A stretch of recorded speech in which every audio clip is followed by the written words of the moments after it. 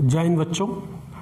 आज हम आपको विलेन का 5वां लेक्चर देने जा रहे हैं। विलेन चैप्टर का 5वां लेक्चर होगा।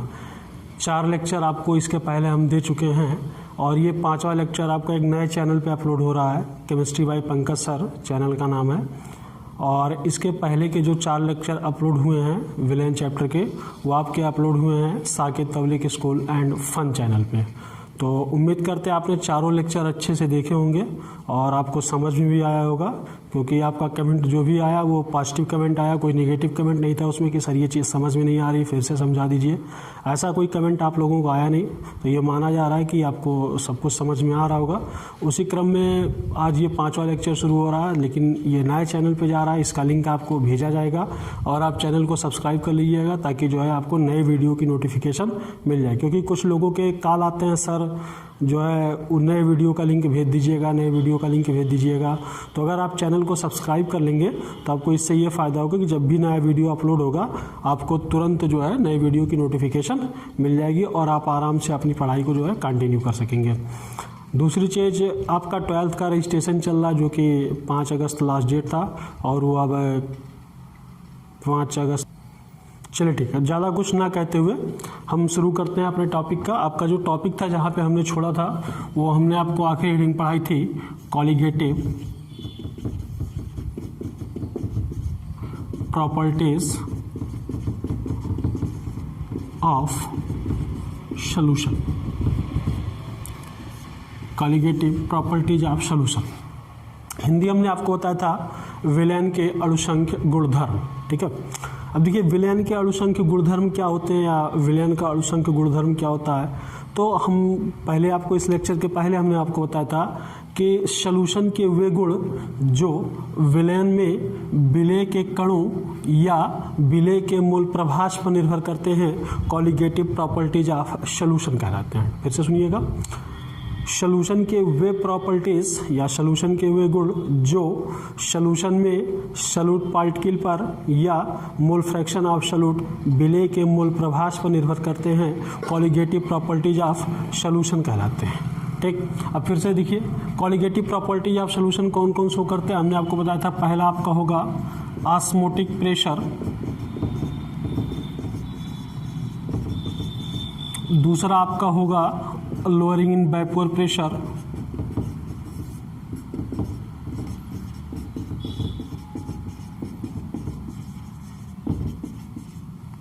तीसरा आपका होगा एलिवेशन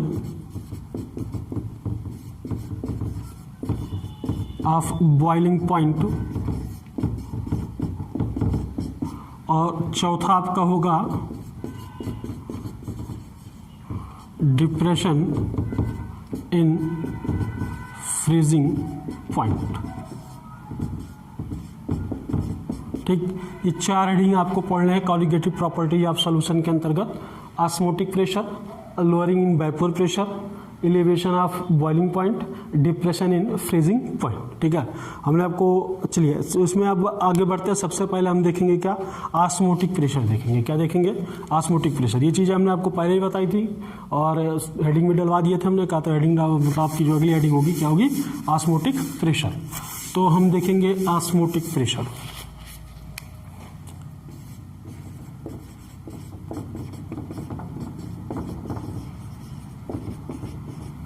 ऑस्मोटिक प्रेशर को हिंदी में क्या कहते हैं? हिंदी में कहा जाता है परासरण दाब। क्या होगा? परासरण दाब। किससे रिप्रेजेंट किया जाता है? पाई से। ठीक, पाई से कह सकते हैं या किससे किया जाता है? पी से। पाई या पी से लिखा जाता है। एनसीईआरटी वाले पाई लिखते हैं और कुछ बुक में जो आपको पी मिलता है। ठीक, तो परासरण दाब होता क्या समझते हैं। परासरण दाब को समझने से पहले, ऑस्मोटिक प्रेशर को समझने से पहले आपको ऑस्मोसिस जानना जरूरी होगा, यानी परासरण जानना जरूरी होगा। ठीक है, तो अभी ऑस्मोटिक प्रेशर हम छोड़ दे रहे हैं, हम पहले समझेंगे ऑस्मोसिस। और ऑस्मोसिस समझने से पहले आपको ये जानना आवश्यक होगा सेमी परमिएबल मेम्ब्रेन, अर्धपारगम्य झिल्ली किसे कहते हैं। ठीक, सेमी परमिएबल मेम्ब्रेन।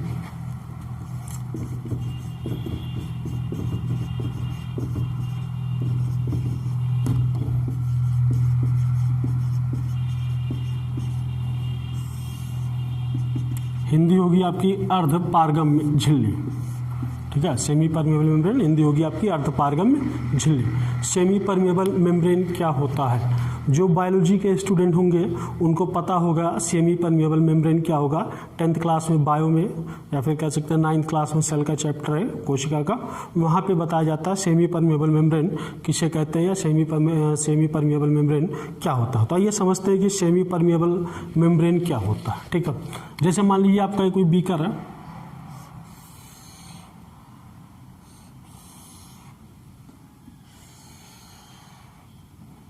क्या आपका ये बीकर है और नीचे यहाँ पे कोई सोल्यूशन है। तो जो सोल्यूशन होगा, सोल्यूशन में 2 पार्टिकल होंगे, एक सॉल्यूट पार्टिकल होगा, दूसरा कौन सा होगा आपका सॉल्वेंट पार्टिकल होगा। ठीक, एक सॉल्यूट पार्टिकल होगा, दूसरा सॉल्वेंट पार्टिकल होगा। तो यहाँ पर हमने कहा क्या होगा आपका सोल्यूशन होगा। कोई भी सोल्यूशन हो उससे लेना देना नहीं है।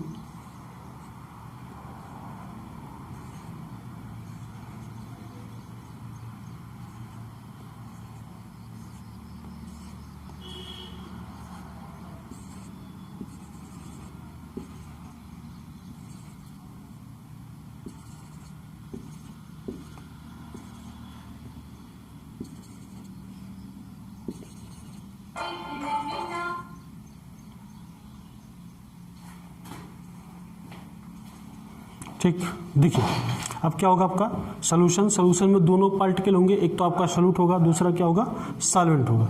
तो यहाँ पे ये जो आप मान लीजिए ये जो दिख रहा है गोला गोला छोटा सा राउंड सर्किल, ये आपका सॉल्वेंट पार्टिकल है, क्या आपका सॉल्वेंट पार्टिकल।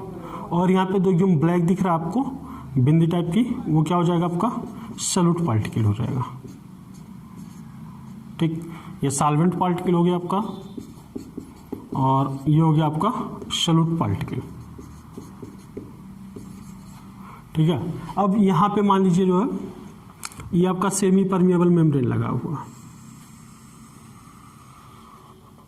एक सेमी परमेबल मेम्ब्रेन की स्ट्रिप लगी हुई है, ये जो मतलब आपको दिख रहा है। और यहाँ पे आपका केवल सॉल्वेंट मॉलिक्यूल है।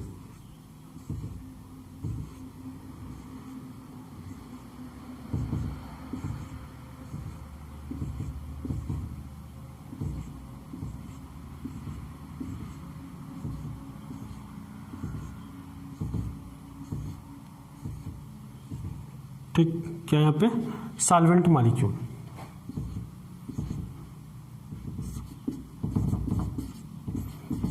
या सॉल्वेंट पार्टिकल कह सकते हैं, क्या कहेंगे सॉल्वेंट पार्टिकल। ठीक है, चीज़ें आपको समझ में आ रही होंगी। यहाँ पे क्या हो गया आपका सॉल्वेंट पार्टिकल हो गया, यहाँ पे भी ये सोल्यूशन हो गया। सोल्यूशन में दोनों होंगे कौन कौन से, सॉल्वेंट और सॉल्यूट। ये सोल्यूशन है आपका, तो सोल्यूशन में क्या होगा, एक तो आपका सॉल्यूट होगा, दूसरा कौन सा होगा सॉल्वेंट होगा। ठीक, अब यहाँ पे लगा हुआ आपका ये सेमी परमेबल मेम्ब्रेन लगा हुआ, क्या लगा हुआ सेमी परमेबल मेम्ब्रेन।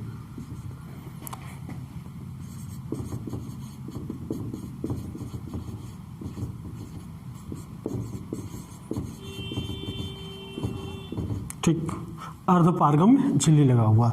अब ये जो अर्धपारगम्य झिल्ली लगा हुआ, ये क्या, ये जो अर्धपारगम्य झिल्ली लगा हुआ है ये क्या काम करता है। अर्धपारगम्य झिल्ली में ध्यान से सुनिएगा, सेमी परमेबल मेम्ब्रेन में से केवल सॉल्वेंट मॉलिक्यूल का फ्लो सॉल्यूशन की तरफ होता है। किसकी तरफ होता है, सॉल्यूशन की तरफ होता है। ठीक है, यानी जो ये सॉल्वेंट पार्टिकल हैं, केवल सॉल्वेंट पार्टिकल का फ्लो किसकी तरफ होगा, सॉल्यूशन की तरफ होगा। यानी ये सॉल्वेंट पार्टिकल कहाँ पे आ जाएंगे, सॉल्यूशन में आ जाएंगे। ठीक है, और जो सॉल्वेंट पार्टिकल आते हैं वो कैसे होते हैं, प्योर होते हैं, एकदम शुद्ध होते हैं। ठीक है, यानी सीधा सीधा कह सकते हैं कि विलयन में से प्योर सॉल्वेंट मॉलिक्यूल का सॉल्यूशन की तरफ फ्लो किसके द्वारा होता है, सेमी परमेबल मेम्ब्रेन के द्वारा होता है। किसके द्वारा होता है, सेमी परमेबल मेम्ब्रेन के द्वारा होता है। ठीक, ये चीज़ समझ में आई। सेमी परमेबल मेम्ब्रेन यहाँ लगा हुआ है, ये केवल सॉल्वेंट मॉलिक्यूल का फ्लो किसकी तरफ होने देता है, सॉल्यूशन की तरफ होने देता है। देख लीजिए एक बार डायग्राम देख लीजिए, फिर और समझा रहे हैं, थोड़ा अच्छे से देख लीजिए डायग्राम को। ठीक, डायग्राम आप देख ले होंगे, अब थोड़ा ध्यान से समझिएगा। यानी जो सेमी परमेबल मेम्ब्रेन होता है वो केवल सॉल्वेंट पार्टिकल को अलाउ करता है अपने में से फ्लो होने के लिए। ठीक है, यानी सेमी परमेबल मेम्ब्रेन अर्धपारगम्य झिल्ली केवल सॉल्वेंट पार्टिकल को अलाउ करता है क्या करने के लिए, फ्लो होने के लिए, यानी प्रवाहित होने के लिए। किसको अलाउ करता है, केवल सॉल्वेंट पार्टिकल को, यानी solute particle semi permeable membrane में से फ्लो नहीं होगा। ठीक, चीज़ें समझ में आ गई आपको। अब आइए आगे बढ़ते हैं। तो ये सेमी परमेबल मेम्ब्रेन हो गया। अब हमने कहा था कि आपको जो है ऑस्मोटिक प्रेशर पढ़ने से पहले आपको क्या देखना होगा, ऑस्मोसिस देखना होगा। क्या देखना होगा, ऑस्मोसिस।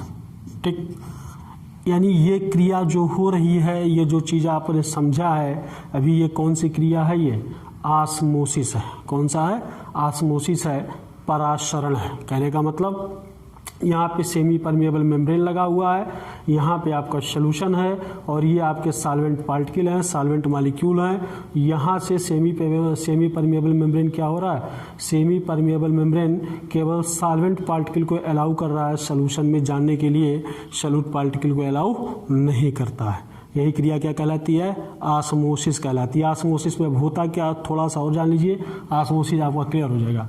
जो ऑस्मोसिस होता है, ऑस्मोसिस क्रिया में जो आपका सॉल्वेंट पार्टिकल है, सॉल्वेंट पार्टिकल का फ्लो, देखिए सॉल्वेंट पार्टिकल का फ्लो कहाँ से कहाँ होता है। ठीक, समझिएगा, सॉल्वेंट पार्टिकल का जो फ्लो है वो आपका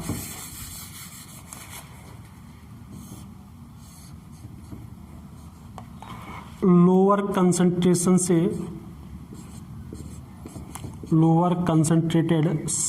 से हायर कंसंट्रेटेड सॉल्यूशन की तरफ होता है।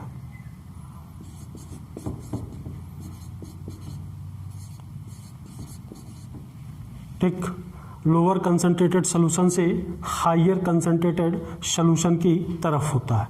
किसमें, ऑस्मोसिस में। किसका फ्लो, सॉल्वेंट पार्टिकल का फ्लो लोअर कंसंट्रेटेड सॉल्यूशन से हायर कंसंट्रेटेड सॉल्यूशन की तरफ होता है। या कह सकते हैं कि, या इसी को दूसरे लैंग्वेज में हम कैसे कह सकते हैं, या कह सकते हैं डाइल्यूट सॉल्यूशन से। ठीक, कहाँ, कंसंट्रेटेड सॉल्यूशन की तरफ। एक डाइल्यूट सॉल्यूशन से कंसंट्रेटेड सॉल्यूशन की तरफ फ्लो होता है किसका, सॉल्वेंट पार्टिकल का। क्लियर, कैसे समझ लीजिए एक बार।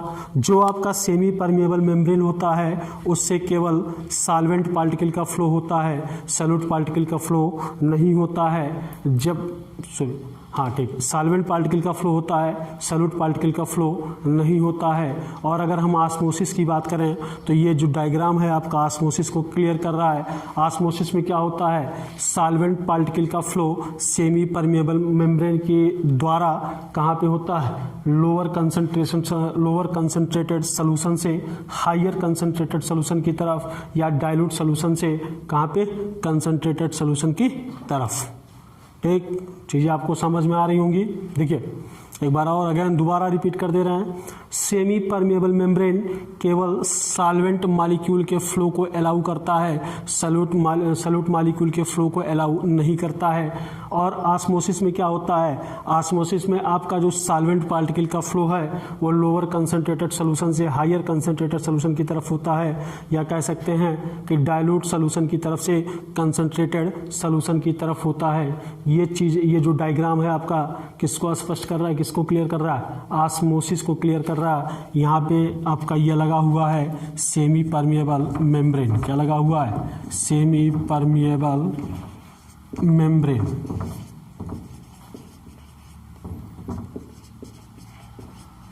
ठीक, क्या लगा हुआ, सेमी परमेबल मेम्ब्रेन। अब ये चीजें आपको समझ में आ गई होंगी, उम्मीद करते हैं। चलिए थोड़ा सा आगे बढ़ते हैं। अब आपको बताएंगे ऑस्मोटिक प्रेशर के बारे में कि ऑस्मोटिक प्रेशर क्या होता है। ऑस्मोटिक प्रेशर हिंदी होगी आपका पराशरण दाब। हिंदी क्या होगी आपकी, पराशरण दाब।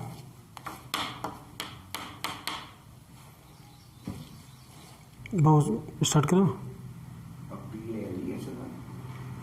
चलिए देखते हैं ऑस्मोटिक प्रेशर क्या होता है।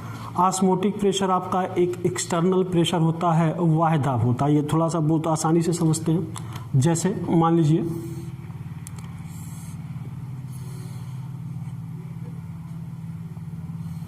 यहाँ पे ये जो है आपका ये सेमी परमिएबल मेम्ब्रेन लगा हुआ, सेमी परमिएबल मेम्ब्रेन लगा हुआ।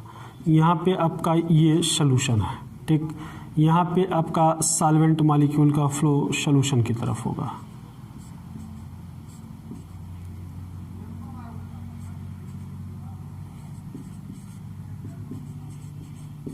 ठीक। ये आपके सॉल्वेंट मॉलिक्यूल का फ्लो किसकी तरफ हो रहा है, सॉल्यूशन की तरफ हो रहा है। बीच में आपका क्या लगा हुआ है, सेमी परमिएबल मेम्ब्रेन लगा हुआ है, ठीक है। अब जब सॉल्वेंट, प्योर सॉल्वेंट मॉलिक्यूल का फ्लो सॉल्यूशन की तरफ हो जा रहा है तो सॉल्वेंट मॉलिक्यूल के फ्लो को रोकने के लिए यानी आप एक प्रेशर लगाते हैं, ऑस्मोटिक प्रेशर। मतलब प्रेशर आप नहीं लगाते, जो प्रेशर क्रिएट होता है या डेवलप होता है, जो लगाया जाता है, वो सेमी परमिएबल मेम्ब्रेन के द्वारा अप्लाई होता है। किस पे, उस सॉल्यूशन पे अप्लाई होता है। किसको रोकने के लिए, सॉल्वेंट मॉलिक्यूल के फ्लो को रोकने के लिए। यानी सीधा सीधा कह सकते हैं कि जो ऑस्मोटिक प्रेशर अप्लाई होता है सॉल्यूशन पे, वो ऑस्मोसिस को रोकने के लिए होता है, ऑस्मोसिस को प्रिवेंट करने के लिए होता है, ठीक। फिर से एक बार समझ लीजिए। जैसे मान लीजिए आपका ये क्या है, सॉल्यूशन, यहाँ पे आपके क्या है, सॉल्वेंट मॉलिक्यूल। सॉल्वेंट मॉलिक्यूल का फ्लो सॉल्यूशन की तरफ हो रहा है, यानी क्रिया क्या कहलाएगी आपकी, ऑस्मोसिस कहलाएगी। अब जब मतलब सॉल्वेंट के प्योर मॉलिक्यूल का फ्लो सॉल्यूशन की तरफ हो गया तो इस सेमी परमिएबल मेम्ब्रेन के द्वारा एक प्रेशर अप्लाई होता है सॉल्यूशन पे, जिसको हम लोग कहते हैं ऑस्मोटिक प्रेशर। और जब ऑस्मोटिक प्रेशर अप्लाई हो जाता है तो आपका ऑस्मोसिस रुक जाता है, यानी सॉल्वेंट मॉलिक्यूल का फ्लो सॉल्यूशन की तरफ रुक जाता है। सीधा सा एक लाइन में कहने का मतलब यही है कि जो ऑस्मोटिक प्रेशर होता है वो ऑस्मोसिस को रोकता है, ऑस्मोसिस को प्रिवेंट करता है, ठीक। सीधे सीधे कह सकते हैं कि जो है मतलब ऑस्मोसिस क्रिया को रोकने के लिए ही ऑस्मोटिक प्रेशर अप्लाई होता है, जो कि किसके द्वारा अप्लाई होता है, सेमी परमिएबल मेम्ब्रेन के द्वारा अप्लाई होता है। कब अप्लाई होता है, जब प्योर सॉल्वेंट मॉलिक्यूल सॉल्यूशन की तरफ फ्लो हो जाते हैं, प्रवाहित हो जाते हैं, तब, ठीक। उम्मीद करते हैं चीज़ें आपको समझ में आई होंगी। डायग्राम एक बार फिर से देख लीजिए। अब हम आगे बढ़ेंगे। ये हो गया हमारा ऑस्मोटिक प्रेशर, ठीक है। हम आगे बढ़ेंगे इसी क्रम में। थोड़ी छोटी छोटी डिफिनीशन है, 2-3, वो देखेंगे, उनको समझेंगे। ऑस्मोटिक प्रेशर आपको समझ में आ गया होगा। अगली हेडिंग होगी, जो अगला पॉइंट होगा वो होगा आपका आइसोटोनिक सॉल्यूशन। आइसोटोनिक सॉल्यूशन, ठीक। क्या होगा, आइसोटोनिक सॉल्यूशन। समपरासारी विलयन। क्या होगा, समपरासारी विलयन। समपरासारी विलयन की डिफिनीशन क्या होगी, समपरासारी विलयन की डिफिनीशन ये है कि जिन विलयनों के ऑस्मोटिक प्रेशर, परासरण दाब समान होते हैं वे एक दूसरे के समपरासारी कहलाते हैं। क्या कहलाते हैं, एक दूसरे के समपरासारी कहलाते हैं। यानी अगर दो सॉल्यूशन है, दोनों के ऑस्मोटिक प्रेशर सेम है, परासरण दाब समान है, तो आपका जो विलयन होगा वो क्या कहलाएगा, एक दूसरे के समपरासारी विलयन कहलाएगा, ठीक है। अब यहाँ आपको देखने वाले मतलब नोट करने वाली चीज़ क्या है कि जब विलयन आपका समपरासारी होगा, क्या होगा, यानी सॉल्यूशन जब आपका आइसोटोनिक होगा तब ऑस्मोसिस क्रिया नहीं होगी। कहने का मतलब, जब मान लीजिए दो सॉल्यूशन है, कोई सॉल्यूशन 1 है, इसके लिए सॉल्यूशन 1 है, इसके लिए आप पाई 1 ले लिए, और कोई सॉल्यूशन 2 है, इसके लिए आप पाई 2 ले लिए। तो कहने का मतलब अगर पाई 1 इक्वल टू पाई 2 यानी ऑस्मोटिक प्रेशर समान है, तो आपका जो सॉल्यूशन होगा ये दोनों एक दूसरे के आइसोटोनिक होंगे, समपरासारी होंगे।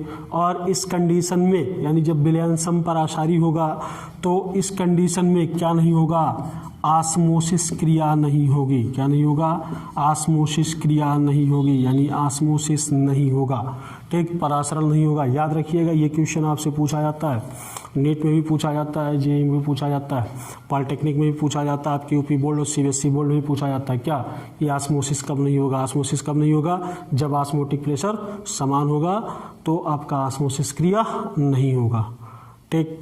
चलिए अब आगे बढ़ते हैं।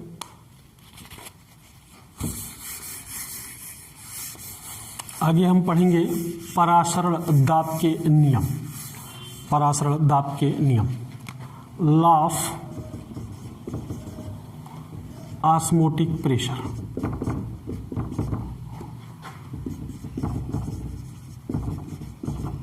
लॉ ऑफ ऑस्मोटिक प्रेशर, परासरण दाब के नियम। देखिए इसमें परासरण दाब के नियम में क्या होता है, आपको पहले पढ़ाया जाएगा बॉयल वान हाफ थ्योरी, फिर पढ़ाया जाएगा चार्ल्स वान हाफ थ्योरी, उसके बाद आपका निकल के आता है क्या, उसके बाद आपके निकल के आता है क्या, van Hoff theory for dilute solution, ठीक, तनु विलयनो के वान हाफ नियम, ठीक, मतलब दो नियम, एक तो आपका बॉयल वान हाफ नियम और दूसरा चार्ल्स वान हाफ नियम, जो कि दोनों किससे मिलते जुलते हैं, बॉयल का नियम और चार्ल्स का नियम, जो आपको गैसीय अवस्था गैसियस स्टेट चैप्टर में पढ़ाया जाता है, बॉयल और वांट का नियम वहाँ से मिलते जुलते हैं, और 11th क्लास का चैप्टर है वो, वहाँ 11th में आपको पढ़ाया गया होगा, या 11th का जब हम आगे पढ़ाएंगे तो आपको वो चीज़ बताएंगे, तो वहाँ पे आपको फिर बताएंगे बॉयल क्या होता, बॉयल नियम क्या होता है और चार्ल्स नियम क्या होता है। यहाँ पे आपका जो मेन थ्योरी है वो है van't Hoff theory of dilute solution, ठीक है, यानी दो बनता, वो देखिए van't of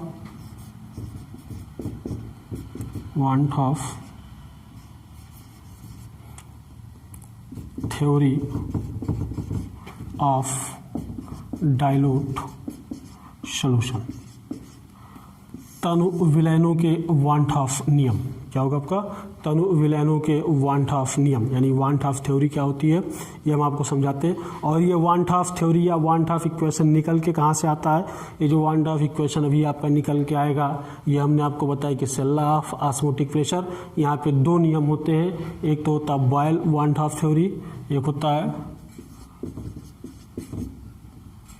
boil want of law,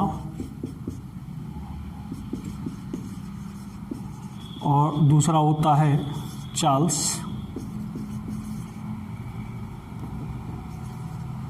want of law, ठीक। यहाँ इन दोनों नियमों से निकल के आता है क्या, van't Hoff theory of dilute solution. तो आपसे कोई मतलब नहीं है बॉयल वांट ऑफ लॉ क्या है या चार्ल्स, ये यहाँ पूछा नहीं जाता, किसी भी एग्जाम में उनका कोई एप्लीकेशन नहीं होता, बस आपको जानना है सीधे क्या, van't Hoff theory of dilute solution, तनु विलयनों के वांट ऑफ नियम को जानना है, ठीक। आगे बढ़ते हैं, हम देखेंगे want Hoff theory of dilute solution क्या होता है। देखिए यहाँ पे एक इक्वेशन निकल के आता है जो बहुत फेमस इक्वेशन है, उसी को आपको पढ़ना है इक्वेशन को, और थोड़ी सी हम थ्योरी के बारे में आपको बता दे रहे हैं कि थ्योरी क्या कहती है, वांट ऑफ थ्योरी आपकी क्या कहती है। चलिए देखते हैं want Hoff theory of dilute solution क्या होता है। देखिए ये जो थ्योरी है आपकी, अकॉर्डिंग टू दिस थ्योरी, इस थ्योरी के अनुसार किसी क्लोज्ड वेसल में, इस थ्योरी के अनुसार किसी क्लोज्ड वेसल में तनु विलयन के यानी डाइल्यूट सॉल्यूशन के जो सॉल्यूट पार्टिकल होते हैं वो गैसियस मॉलिक्यूल की तरह बिहेव करते हैं, यानी गैस के अणुओं की तरह बिहेव करते हैं, ठीक। फिर से सुन लीजिए, अकॉर्डिंग टू दिस थ्योरी, इस थ्योरी के अनुसार क्लोज्ड वेसल में यानी किसी बंद वेसल में, क्लोज्ड वेसल में तनु विलयन के डाइल्यूट सॉल्यूशन के जो सॉल्यूट पार्टिकल होते हैं, विलय के जो कण होते हैं, वो गैसियस मॉलिक्यूल की तरह बिहेव करते हैं, गैस के अणुओं की तरह बिहेव करते हैं।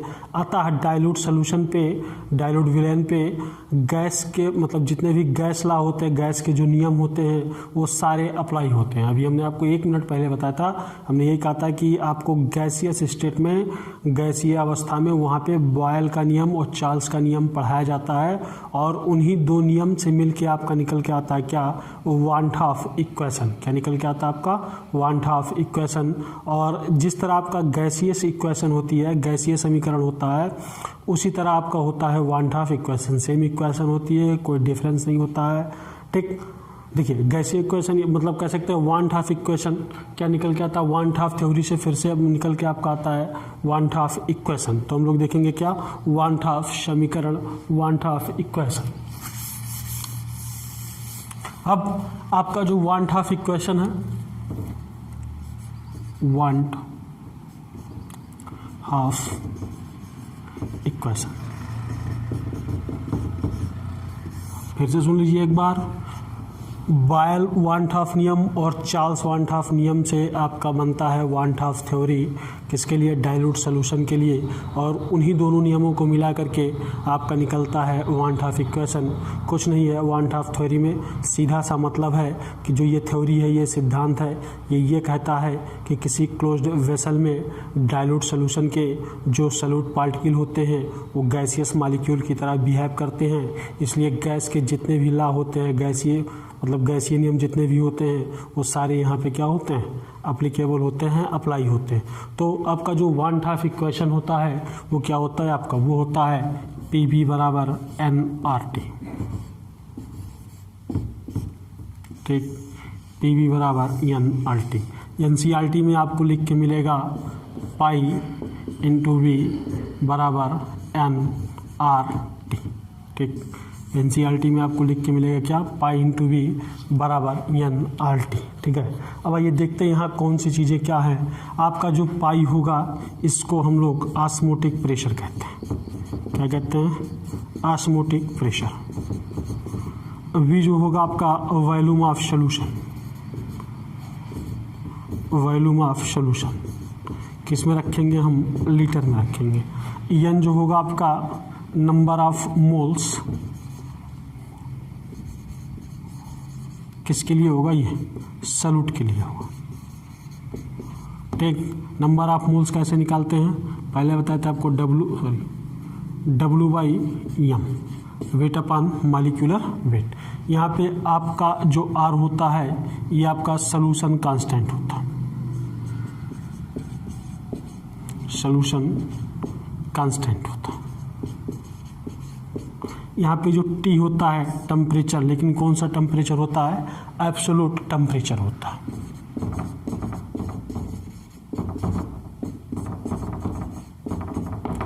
हिंदी में एब्सोल्यूट टेम्परेचर को परम ताप कहा जाता है।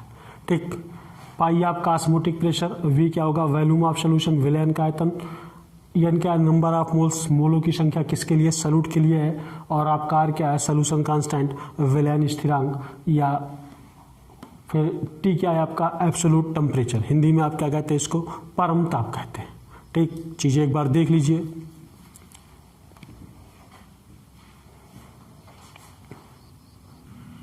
ठीक, देखिए इक्वेशन आपको समझ में? Pi osmotic pressure, V volume of solution litre में, या नंबर ऑफ मोल्स किसके लिए? सॉल्यूट के लिए। क्या रखेंगे आप? W/M। ठीक है, आपका एब्सोल्यूट टेम्परेचर। ठीक है, अब देखिए यहाँ पे जो R का मान होता है, R की जो वैल्यू होती है वो फिक्स होती है। R का मान कितना होगा? R बराबर होता है आपका, यहाँ लिख दे रहे हैं 0.0821 litre ATM kelvin inverse mole inverse. ठीक, क्या होगा R का मान? 0.082 litre ATM kelvin inverse mole inverse. ATM आप जानते हैं एटमॉस्फेयर, यानी ये क्या नाम है, प्रेशर के लिए यूज किया जाता है। लीटर आप जानते हैं किसके लिए होता है? आयतन होता है। केल्विन टेम्परेचर मोल इनवर्स, तो इन जो यूनिट बनती है इसकी litre ATM kelvin inverse mole inverse. ठीक, चीज़ें आपको समझ में आ गई होंगी उम्मीद करते हैं। यदि आपको कोई भी चीज़ समझ में नहीं आ रही है, कोई शब्द मतलब कोई टॉपिक समझ में नहीं आ रहा, तो आप नीचे कमेंट बॉक्स में हमें कमेंट करके बताइए, हम उसका जो है मतलब उसको अगले लेक्चर में समझा देंगे। बस आज यहीं तक रखते हैं, इसके बाद आपको अगले लेक्चर में मिलेंगे। आपको वीडियो अच्छी लगी हो, आपके काम के लिए हो, और इसे आप अपने मतलब आपको वीडियो अच्छी लगी हो, चीज़ें आपको समझ में आई हो, आपके लिए यूजफुल हो, तो इसको आप अपने दोस्तों में भी शेयर करिए और चैनल को हमारे सब्सक्राइब कर लीजिए। बहुत बहुत धन्यवाद।